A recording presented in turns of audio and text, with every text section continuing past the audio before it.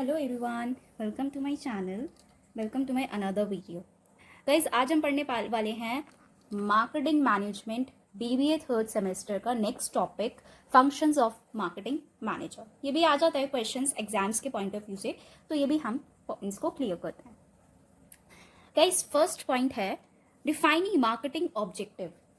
The major functions of marketing manager is to define the marketing objectives. The marketing objective should be ambiguous and in accordance with the organizational objective. देखो, ambiguous का मतलब होता है clear. आपका clear objective है marketing manager, यहाँ पे functions of marketing manager है, ना कि मार्केटिंग मैनेजमेंट।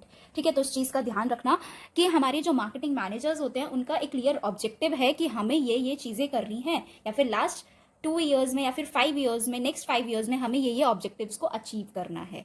ठीक है, नेक्स्ट आता है प्लानिंग आफ्टर डिसाइडिंग दी शॉर्ट टर्म और लॉन्ग टर्म ऑब्जेक्टिव। देखो, दो तरीके के हमारे ऑब्जेक्टिव्स होते हैं, एक होते हैं शॉर्ट टर्म और एक होते हैं लॉन्ग टर्म। गाइज, अगर आपको सपोज आपने एग्जाम्स देने के बाद आपने सोचा कि यार थोड़ा सा पार्ट टाइम करके देख लेता हूँ एंड फिर मैं करूंगा, तो आपने क्या एक शॉर्ट टर्म ऑब्जेक्टिव सोचा, लॉन्ग टर्म नहीं सोचा। आपने जॉब करने की नहीं सोची, आपने as a part time work करने का सोचा, तो वो आ गया आपका शॉर्ट टर्म। लॉन्ग टर्म जब अगर आप सोचते कि मुझे 5 ईयर्स बाद मुझे मैनेजर की पोस्ट पे जाना है या फिर जीएम की पोस्ट पे जाना है, तो वो आपका प्लानिंग में लॉन्ग टर्म हो जाता। ठीक है, तो अब मार्केटिंग मैनेजर प्लानिंग करता है कि कैसे कैसे ऑब्जेक्टिव्स को, देखो ऑब्जेक्टिव बनाना ईजी है, डिफिकल्ट है। ठीक है, ऑब्जेक्टिव आपने बना लिया, कभी कभी लोगों को ऑब्जेक्टिव ही नहीं पता होता लाइफ में। गेट इट कि ऑब्जेक्टिव, चलो आपने ऑब्जेक्टिव भी बना लिया बट उसे प्लान करना बहुत मुश्किल है। ठीक है, आप अपनी चीजों को कैसे प्लान कर रहे हो, कैसे चीजों को आप डेली, आप जब एक ऑब्जेक्टिव बना लेते हो बट उसे रेगुलरली आपको रोज करना पड़े ना, तो वो बहुत डिफिकल्ट हो जाता है, बहुत ज्यादा आपको हैक्टिक लगने है, कभी कभी आपको बोरिंग फील भी होगा। ठीक है, तो आपको प्लानिंग भी एक बहुत इंपॉर्टेंट फंक्शन है मार्केटिंग मैनेजर के लिए। फिर आता है ऑर्गेनाइजिंग। अगर आपने प्लानिंग कर ली तो उसे ऑर्गेनाइज वे में, मुझे ये काम इस तरीके से करना है, मुझे ये काम इस तरीके से करना है, तो आप क्या कर रहे हो, आप ऑर्गेनाइज कर रहे हो कि एक टाइम को इतना काम, एक वर्क को इतना टाइम देना है, एक वर्क को इतने, आपकी मोस्ट प्रायोरिटी वर्क्स कौन कौन से हैं जो मेरे को करने ही करने हैं। अगर मैं ये काम नहीं भी करूंगा तो इतना फर्क नहीं पड़ेगा, बट काम कर ऑर्गेनाइजिंग। ठीक है, after designing the plan, implementation of plan is important, but before implementation many things need to be gathered और organise in order to achieve. और हाँ, और एक चीज और, अगर सपोज आपका प्लानिंग बन गया, ठीक है, तो आप चीजों को, आपको सपोज आपको एक ऑनलाइन बिजनेस स्टार्ट करना है। ठीक है, मैं आपको ऑनलाइन बिजनेस, आपने सोच लिया कि मेरा मार्केटिंग ऑब्जेक्टिव क्या है, आपका ऑनलाइन बिजनेस स्टार्ट करना है। प्लानिंग करी कि कैसे कैसे स्टार्ट करना है। अच्छा, मैं ये कर सकता हूँ, पहले मुझे डिजिटल मार्केटिंग या फिर आपको ऑनलाइन मार्केटिंग सीखनी पड़ेगी। Gate it. फिर आपको ऑर्गेनाइजिंग, अच्छा मैं सीखूंगा कैसे।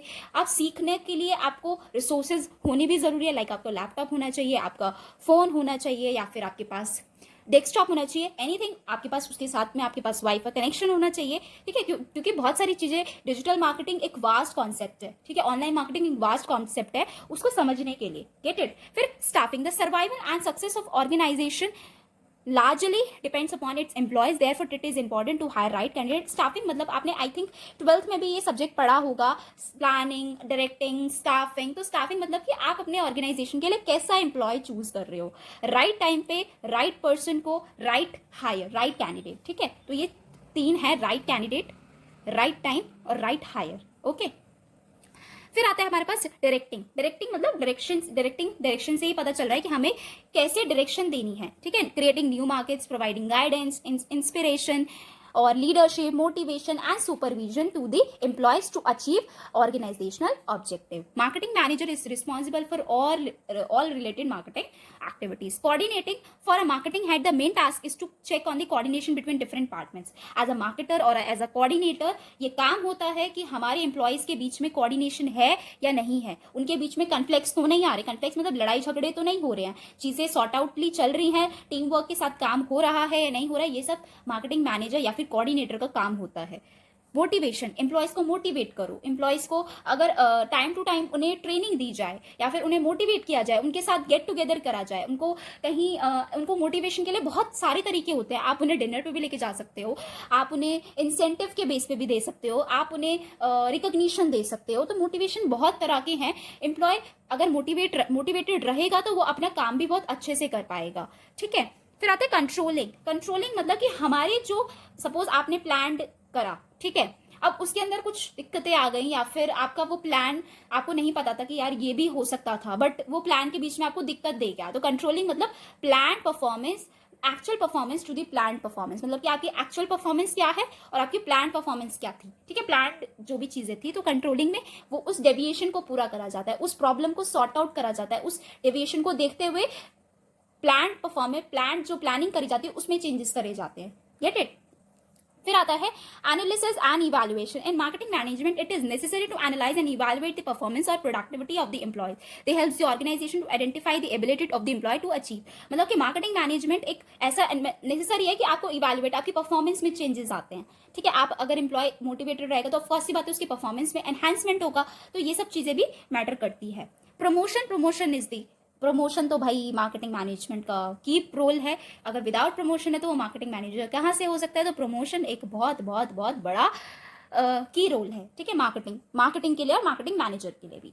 रिसर्च एंड डेवलपमेंट जिसे कहते हैं R&D, जो कि हमारे लिए marketing as a manager, marketing manager जो कि उसकी रेगुलरली सर्च चलती रहती है, सर्चिंग डे टू डे क्या मार्केटिंग में चल रहा है, क्योंकि बहुत जल्दी जल्दी फ्लक्चुएशंस आते हैं ट्रेंड में, प्रेफरेंसेज में, कस्टमर की थिंकिंग में। तो बहुत जल्दी जल्दी ट्रेंड, मार्केटिंग मैनेजर का एक ऐसा वो है, वो कॉन्टिन्यूसली लर्निंग करता रहता है, कॉन्टिन्यूसली वो चीज़ों को ग्रैब करता रहता है और कॉन्टिन्यूसली वो चेंजेस लाता रहता है अपने ऑर्गेनाइजेशन को आगे बढ़ाने के लिए। तो ये हमारे कुछ 10-11 पॉइंट्स थे फंक्शंस ऑफ मार्केटिंग मैनेजर के। अगर आपको ये वीडियो अच्छी लगी हो तो लाइक करें, शेयर करें एंड सब्सक्राइब करें। और जो भी आपको टॉपिक ना समझ आया हो या फिर आपको लगा हो कि मैंने अच्छा नहीं पढ़ाया है, तो आप प्लीज़ मुझे अपना ऑनेस्ट कमेंट दे सकते हैं कि मैंने अच्छा पढ़ाया है, इससे मुझे मोटिवेशन मिले और मैं अच्छी अच्छी वीडियो बना सकूँ।